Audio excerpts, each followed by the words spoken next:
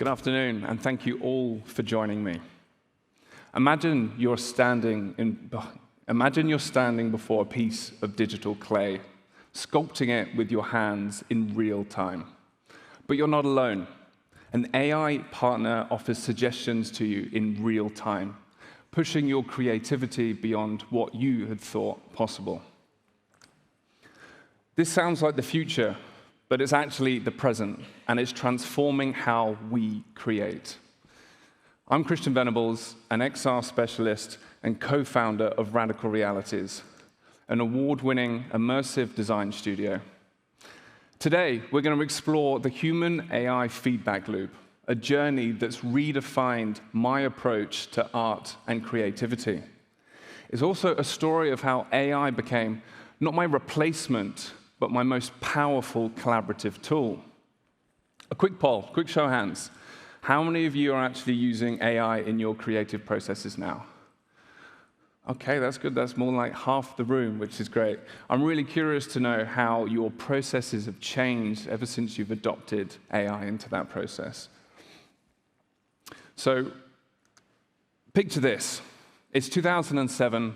And I am staring at a full-size clay tiger sculpture out of clay that I was too large to fit in the kiln. I was very disappointed. And after spending 5 hours of sculpting it for my final art exam, I was frustrated by these physical constraints, and I dreamt of actually being able to create without limits. But a nagging question persisted. Would embracing technology mean losing the soul of my art?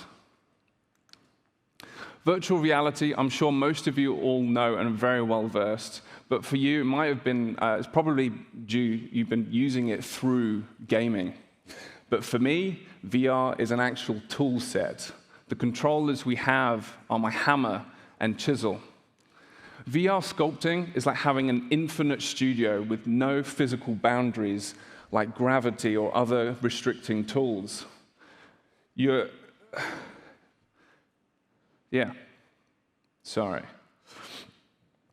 was the next step that I was actually looking for. You're not just viewing the art, you're within it, and you're shaping it with your hands in that 3D space. And yeah, you can make sculpture as tall as a building or as small as a grain of sand. It gives you the freedom to actually push beyond traditional creative limits.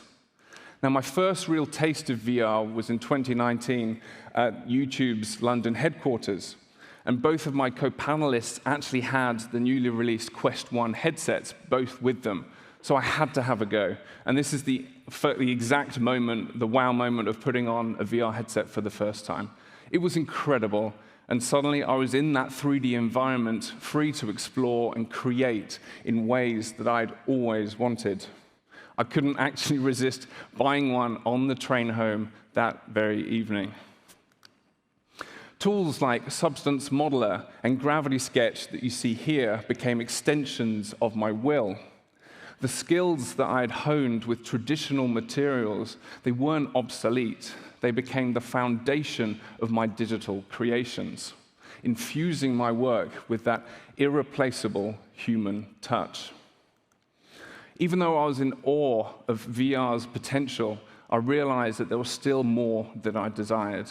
I really wanted to push creativity further and beyond what human inspiration alone could achieve. As incredible as it was to actually break free from these physical constraints, I quickly realized that the possibilities in VR were limited by just one thing. It was my own imagination. You're in a blank canvas. I even turned to 3D printing my creations in an urge to make these virtual pieces tangible. That's when I knew that there had to be another next step. Then along came artificial intelligence. Imagine AI as an infinitely knowledgeable assistant capable of analyzing vast amounts of data and generating ideas based on the patterns that it actually recognizes. But in the creative process, it's like having a brainstorming partner with access to the collective knowledge of humanity. And just like many of you have experienced when I first interacted with AI in the creative context, it was with image generation. It was like having a whole new colleague where you have one that never tires of offering fresh perspectives. And here, as you can see, is the development of Midjourney in just 2 years, which is a staggering development. But here's the key. AI doesn't create in a vacuum. It needs our input and our guidance. We feed it text prompts and images and 3D models, and it responds with suggestions. This back and forth is the essence of the human-AI feedback loop. We're not just consumers of AI's output, we're active collaborators curating the possibilities that it presents. Enter Krea.ai. This actually helps embody the human-AI feedback loop, and it's actually a web-based tool. As I sculpt in VR, Krea offers image variations in near real time. I'm just going to run through really quickly the interface so that you guys can actually go back and try this yourself. But here's what it looks like in generate mode. So you have toolbars left and right, but the main things that you guys need to look at are input window here, and then the output. At the bottom, we have text, AI text prompt input. We have an AI strength slider that actually lets me control the input from subtle nudges to wild variations and let the AI go totally crazy. You can have many different types of input. You've got text, you've got image, you've got screen share, or even run through your webcam if you wish.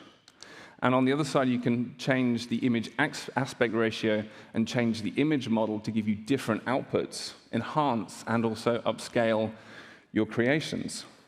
So how do I use Krea in my VR workflow? So here's a nice illustration to demonstrate what it looks like with my VR headset on. You can see the controllers, which are where my hands are, and this is how I interact with the space.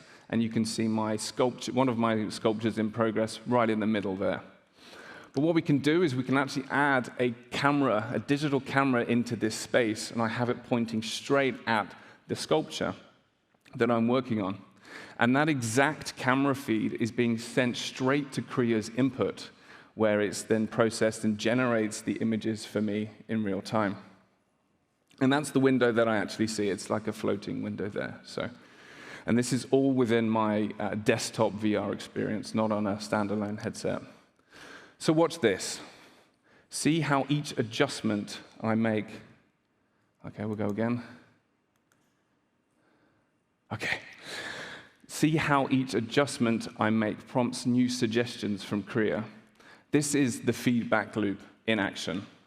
It's a dance between human creativity and machine learning. And it reads the forms that I produce, and I see its outputs, which in turn inspires me again. And so the cycle continues until I achieve the desired result. You'll notice how the color actually influences the output, and the image-based lighting, HDRIs, or just backgrounds, influence the forms even further. But remember, in this dance, we lead. This collaboration doesn't replace my artistic vision. It actually amplifies it, challenging me to explore new creative ideas and territories. So once I have what I needed, I pretty much screen record the whole thing, and I take the recording output from Krea, and I can actually choose to upscale my favorites. So this is what it looks like before, and there it is with the 4K upscaling tool built right into Krea. And you can see how it's actually added some really nice details and really just enhanced this piece. Think of a creative project that you're working on right now, and imagine AI offering you 10 wildly different variations of that very idea. How might that change your approach? And what new directions might you explore? This human-AI feedback loop can reshape creative workflows across disciplines. As you can see, just by changing the text prompt here from abstract sculpture to skyscraper, landscape, aerial view master plan, we get completely different results. You can see that they're more architectural. There's doors, windows, people. And the same can be said if you change the prompt to industrial design products. Here we are getting more refined visual outputs that look more machined and a lot more finished. I also dialed back down the AI strength here in these cases just to really inform what I wanted. In both cases, we're not just creating, we're curating possibilities. We're guiding AI's vast potential to realize our deepest creative intentions, regardless of the discipline. Post-Krea, I typically take these images and put them into Krea.ai for image to 3D model generation. I actually take these models then back into Substance Modeler in VR to sculpt and actually make further adjustments and add surface details and adjust the form as I see fit. Again, digital clay that I can just pull. And you can see how well Trippo does at generating this 3D form, saving a lot of time that was previously done by hand. Very, very impressive. And then I take this into Substance Painter for materials and actually texturing. And what this does is this actually processes the mesh and actually helps bake texture maps for more control when I'm producing the piece. Because it's not just about the form, it's about how you finish and the materiality of these pieces. So I take this output, and I take this and use it in an app called Simulon, which allows me to place my sculptures in the real world and shoot video all from my phone, which is just fantastic and a huge time saver. As we navigate this new creative landscape, our role evolves. Imagine training AI on the works of history's master artists, and then actually engaging in a creative dialogue with their essence.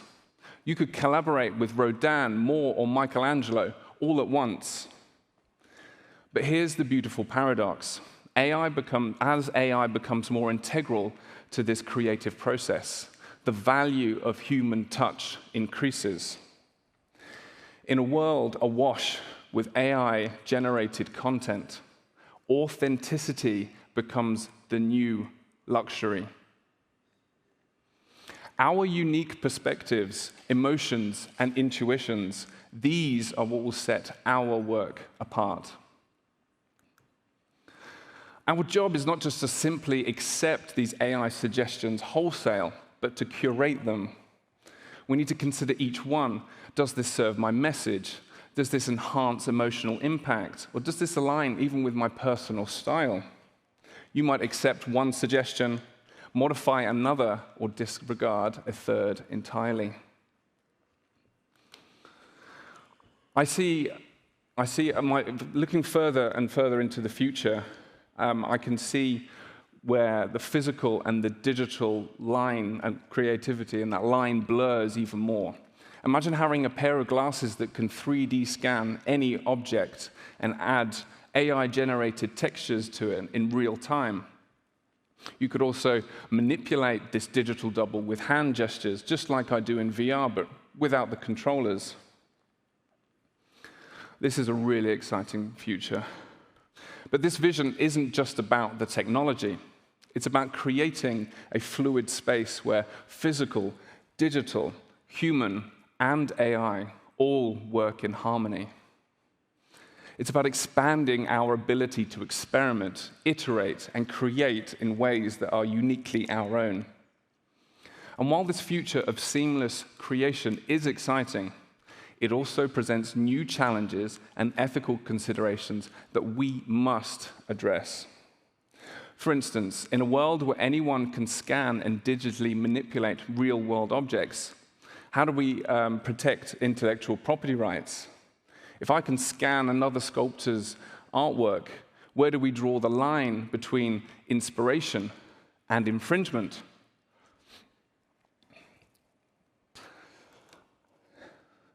The human-AI feedback loop offers unprecedented creative power, but also challenges us to redefine what it means to be an artist in the age of AI. I challenge each of you How will you harness this feedback loop in your work? What new forms of expression will you pioneer when you're no longer bound by just the limits of your own imagination? We're not just adapting to this change, we are leading it. We are shaping a future where human creativity is enhanced, not eclipsed, by artificial intelligence. A future where the depth of human experience meets the boundless possibilities of AI. I want to leave you with some concrete steps to take. First, experiment. Even if you're not an artist or just creative or just curious about these technologies, I encourage you to try these AI-assisted creative tools, and many are freely available online. Second, educate yourself and others in this vastly accelerated process of AI in these developments that are happening so rapidly. Share your experiences, both good and bad, with your peers. The more we discuss and debate these technologies, the better that we can shape their development and use. And third, advocate for ethical development and equal access to these technologies.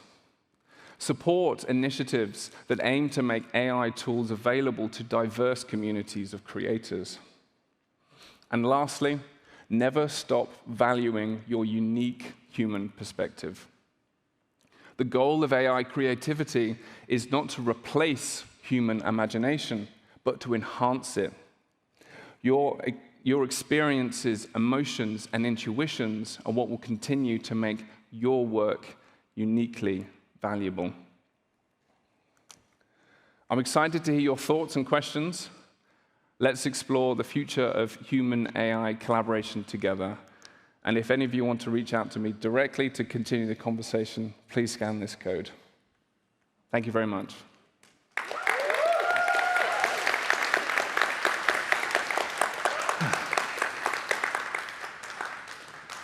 I think there's a microphone. There's one at the back there.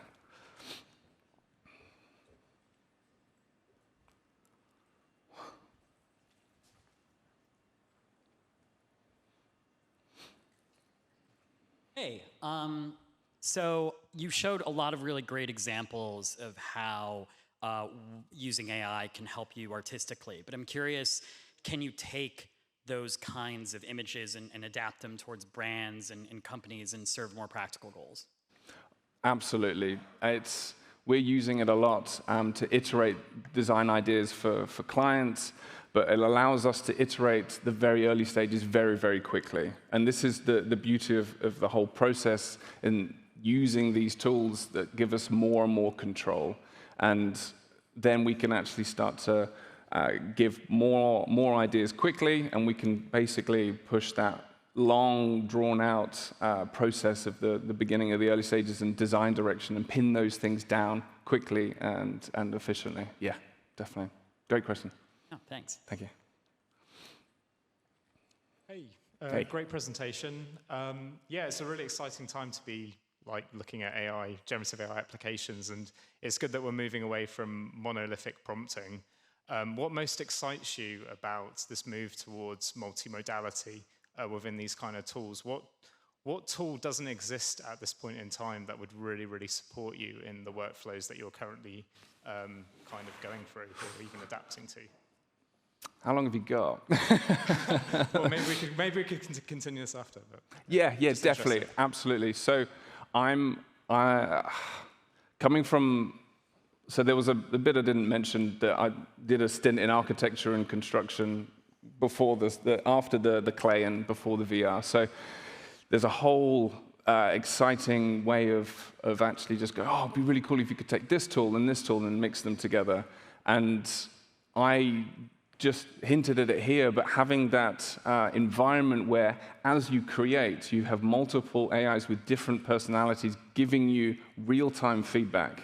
And from the education perspective as well, which is huge, you can have them actually training you, but based on how you learn. Oh, they picked up this, but they didn't quite like that. You could actually it can adapt and evolve to you. So after you've been using these tools for 1 year, 2 years, it's very different from when it actually started. So it's an incredibly exciting time, and I want to be able to, even in a professional or non-professional context, go do a 3D generation of the front of that car. Change the headlights. Be inspired by a 1970s Camaro and like an Aston Martin Vanquish headlights, and give me some options here. Okay, go again, go again. And I'm still this master that can actually come in and fine-tune those construction lines, if you will, for these AIs and myself to work between. And then that scales infinitely. Why not 10, 20, 30? You can build a city on your own in a couple of hours, send it to 3D print in metal, and it's done in a day, which previously takes months or years of work. So, yeah. Brilliant insight, and yeah, brilliant presentation. Thank you very much. Thank you, thank you. Any other questions? No? Okay. Thank you very much for your time, guys. Take care. Thank you.